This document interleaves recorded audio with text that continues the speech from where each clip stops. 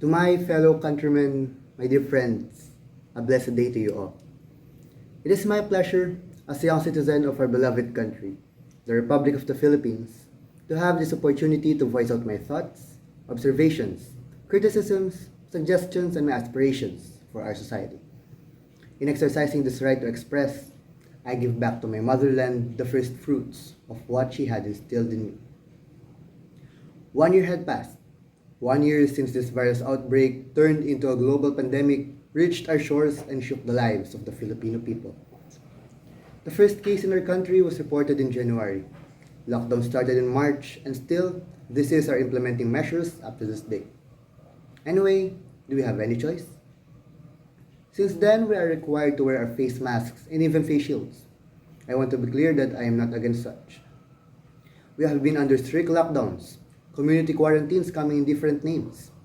We are forced by this virus to stay at home, to avoid going outside and do what we want and need as usual. We are forced to find different alternatives and remedies for our work, education, and even leisures to still be made possible at least, even to a bare minimum. Only the skeletal workforce are allowed to work on site. It is truly sad to think that in this present situation, we are bound to ask, do we have any choice? There are times that I reach for the remote control of our television heavily hearted, knowing that what I'm going to witness in the news is the pitiful situation of our country. More than 1.24 million COVID-19 cases were tallied, in which more than 21,000 died due to the virus. And these numbers are continuously rising. Hospitals are being overwhelmed and exhausted, already reaching their full capacity of beds for COVID-19 patients. Many families and individuals are starving, losing jobs and sources of income. Workers and learners at home are being drained doing their tasks online. The country's economy is suffering from a great recession as time passes. I am quite sure you know all of this, or if not, maybe that person is just asleep or simply ignorant, and I am persuading them to observe and be vigilant. As I have said, we already knew about the state of our nation, as we have been combating this virus for over a year. We are aware, but I want to emphasize in this speech is the response of the government to these problems. Before anything else, I would like to acknowledge the government in their initiatives. It is with no doubt that they are taking steps in an effort to alleviate this present crisis we are in. But be it affirmative or opposing, I would like to take this opportunity to voice out my perspective on the action plan. As much as I want to commend the governing body in their efforts, I want to be straightforward in the light of the current situation, that what is being done is not enough, reflects the lack of coordination and organization, and full of deviations from the problems that we are supposed to focus on. It has been more than a year, and we are still implementing different kinds of community quarantines. I know that we need to keep the population in their homes to lessen the transmission rate, but it seems that we are only walking back and forth without a clear path. These community quarantines are just being rebranded from time to time, which only brought confusion to the masses. As I scroll through social media, it seems that many people do not care that much anymore. What they know is there is a virus and we need to be cautious. We have insufficient workforce or mechanism in conducting contact tracing.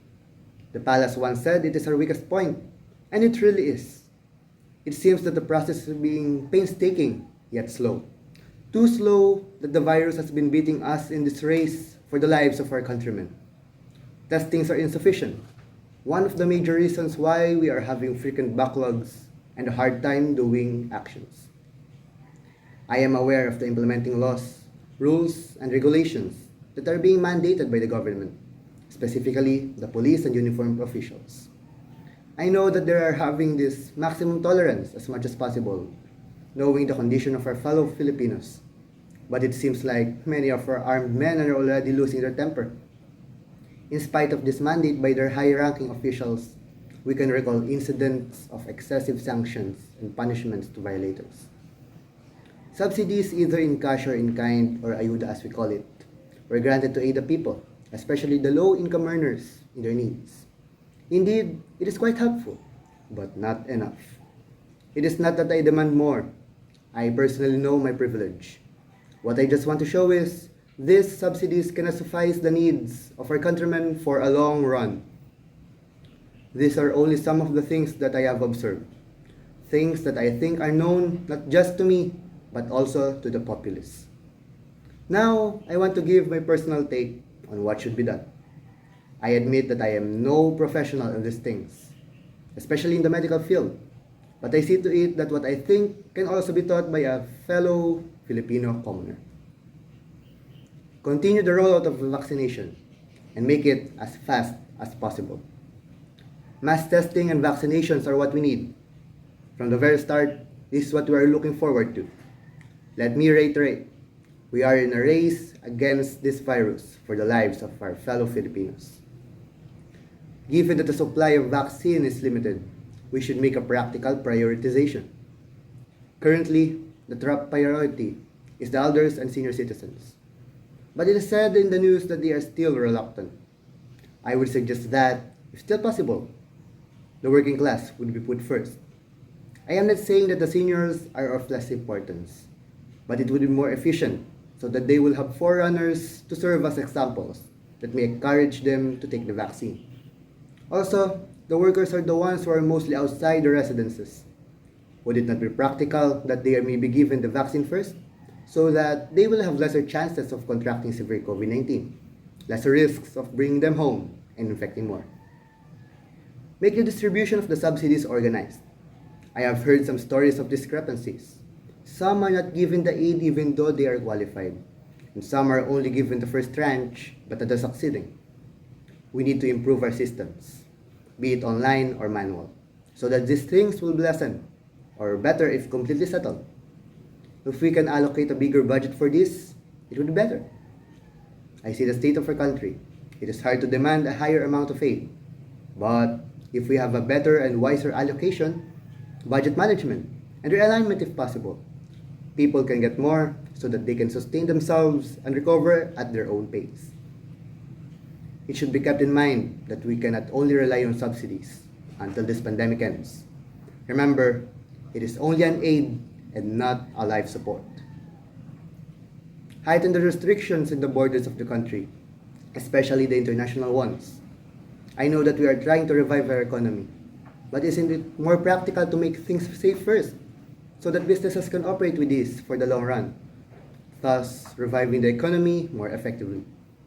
We are tired of the closed open mechanism. It seems that we are looking forward to narrow things. Frequent lockdowns cannot always be the answer.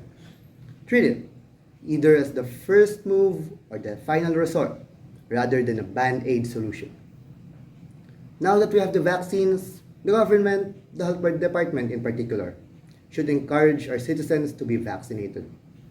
We cannot force the people to be vaccinated, so we should encourage them by all means that we can. Remember that we are aiming for herd immunity, and we should not wait for a big part of the population to contract the virus and die before we achieve this. Have you heard of the news about the wasted vaccines because it expired before it was administered to the target patients? Have better coordination with local executives and administrations. Come up with an effective system of directives. Let us show the bayanihan spirit in which we are well known. It seems like we treat the present situation too much as combat, a battle wherein we focus on being victors. We see people as military men. We impose too strict and for sometimes draconian rules. I am not saying that we can become lax in responding to this situation. It is clear that we need a prompt action and solution. I want to remind you that you are first a Filipino before an official, a uniformed personnel, a person holding a position whatsoever. In this bayanihan, we are not just carrying a house, but our country as a whole. Compassion, my dear friends. Enough of too much politics. Enough of rivalries. Even in the midst of COVID-19, we have been aiming tirades at our opponents. In politics, constructive criticisms should be highly appreciated by the government. Can we see this as voices of the nation rather than a plot of the opposition? Keep in mind that the virus is the antagonist. And as we talk and argue about such political things, we divert from our goal and give it time to imitate. I want to declare this verse that faith without works is dead. Enough of too much faith in the spirit of Filipino resilience. We believe that we can withstand the problems that come our way, but it does not mean that we will just watch, chill, and let things be like that and wait for the solution to come down from heaven. Yes, we hold steadfast in our faith in God, but He cannot help a person who does things effortlessly and without dedication for betterment. We call on our government officials to put the welfare of the Filipino people above anything else, above themselves, for it is the sworn duty and responsibility to be in the service of their countrymen. It is no please, it is a must. May God have mercy on the Philippines. God bless the Filipino people. Thank you.